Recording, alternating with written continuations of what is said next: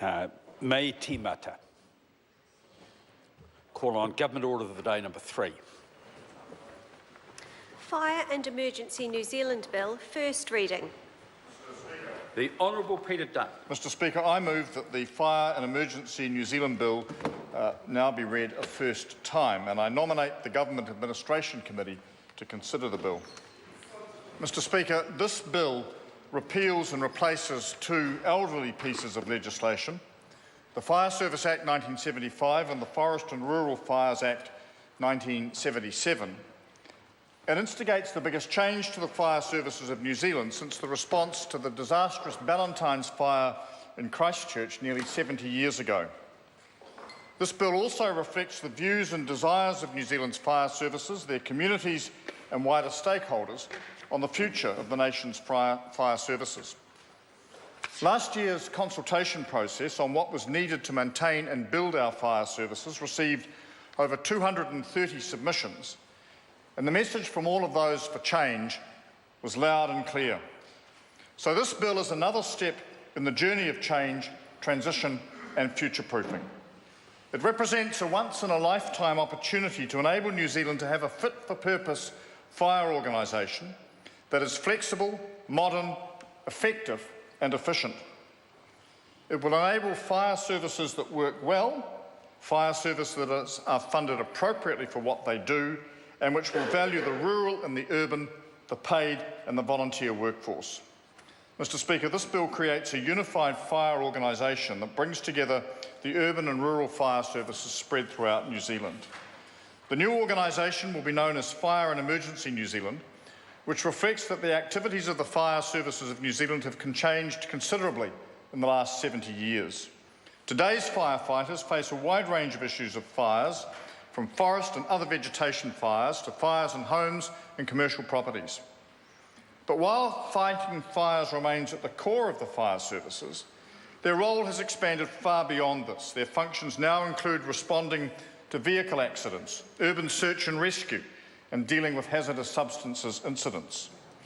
Fire services also have a key role in assisting other agencies and organisations with a variety of other incidents, including animal rescues, maritime incidents and technical rescues. This bill reflects these expanded roles and the main and additional functions of Fire and Emergency New Zealand. It also formally recognises the flexibility and agility New Zealand's fire services have displayed for many years and will continue to show in the future. Mr Speaker, firefighters are a passionate and committed group of people, whether they are urban or rural, paid or volunteer. They serve our communities to protect and preserve life, property and the environment. Their communities in turn support and encourage them, something which is consistently identified as the key to the success of New Zealand's fire services. It is critical, therefore, that this strong community support is recognised and maintained. And this bill enshrines this support and reflects it through the establishment of local committees. These local committees will be appointed by the board from representatives of the local area and will serve as the area's voice to Fire and Emergency New Zealand's board. They will advise on local risks and issues, consider and promote the interests of the local area's volunteers and provide feedback and guidance to the board on local fire and emergency planning. Over 80% of the firefighters in New Zealand are volunteers. As a significant portion of the workforce, volunteers will move into a more direct relationship with Fire and Emergency New Zealand, although they will not become employees as such, and there will still be an important and vital place for the United Fire Brigades Association. This bill enables the provision of independent advocacy services and support for volunteers at no charge to them, and that is the role that the UFBA has played for more than a century now. Fire and Emergency New Zealand will develop a framework for supporting volunteers based on modern volunteer principles. Increased support for volunteers recognises their contribution while not detracting from the support given to the paid workforce. The bill clearly states that the existing paid and volunteer workforce will retain their entitlements when Fire and Emergency New Zealand is established. So local brigades will retain their chief fire officers and their Deputy Chief Fire Officers. The way that the fire services of New Zealand are funded will change. Fire and Emergency New Zealand will be funded through the fire levy, which is paid on insurance for contents, property and motor vehicles. This will replace a variety of funding sources for rural fire services and allow the new organisation to be adequately funded for the work it will do. The bill will allow the fire levy to be broadened to include insurance on material damage, not just fire damage, to better reflect the range of functions Fire and Emergency New Zealand will perform and to make levy avoidance more difficult. The fire levy on motor vehicle insurance will be extended to include third-party insurance, ensuring that more motor vehicle owners contribute. There will be public consultation at least every 3 years on the level of the fire levy, making the funding of the fire services more transparent and requiring the funding of the new organisation to be aligned to its strategic and business planning processes.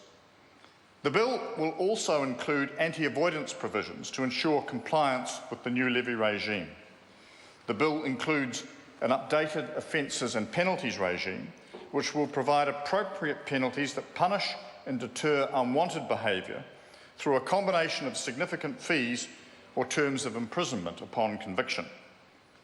The bill removes cost recovery for rural fires and establishes an infringement notice scheme which will be designed to address low-level offending. These updated offences and penalties provisions will be supported by a comprehensive compliance and enforcement strategy which will help the new organisation and the public to encourage compliance and will make clear the penalties for unsafe behaviour. Mr. Speaker, it is important that firefighters have the tools to appropriately respond when they identify behaviour that could have or has had serious consequences. The bill also sets out clearly the powers firefighters may exercise in the course of performing their functions. It includes modernised powers of entry and inspection to investigate the cause of fires and to support Fire and Emergency New Zealand's regulatory role in ensuring compliance with the bill.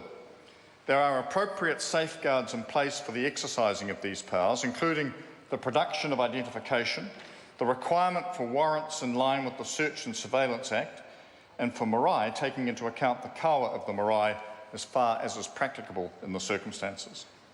The bill also includes new powers for dealing with hazardous substances incidents and powers to take samples or objects for testing or analysis. It includes specific provisions for evacuation schemes and measures to ensure there are adequate firefighting water supplies for emergencies and training, including the development of a code of practice for firefighting water supplies. The bill sets out the fire control measures for when the starting of fires or activities likely to cause fires can be prohibited or restricted. These measures are necessary to protect life, property and the environment, to describe fire seasons and to establish the responsibilities and requirements on individuals and commercial operations to limit the risk of fires in open areas.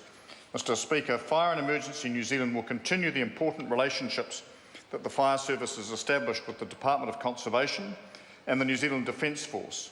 It will also enter into operational service agreements with departments, as is the current practice, as well as the Ministry of Education and Industry Fire Brigades. There will also be a new dispute resolution process so that the organisation can resolve disputes consistently and fairly. Mr. Speaker, I won't go into these in great detail, but there is a range of transition provisions forecast in the bill. And there's also provision made for the transfer of assets so that from the time of the new organisation taking effect, the assets currently available will be available to Fire and Emergency New Zealand to perform its functions. How they are transferred in the long term will be determined using a principle-based approach and in collaboration with the owner of the asset. So overall, this bill supports the invaluable and varied work of the fire services of New Zealand and as of the 1st of July next year establishes Fire and Emergency New Zealand as the new overarching organisation. That is a combination of community, volunteer and paid firefighters alike. Mr. Speaker, this change has been a long time coming. The time is right. Our firefighters, their communities and their stakeholders all agree that the change is needed, all agree that this is the right process, and I want to acknowledge the contribution all have made over the last year in bringing this proposal together. So, sir, with great pleasure and a small amount of pride, I commend this bill to the House. Ko te patai, ka whakaaetia te motini.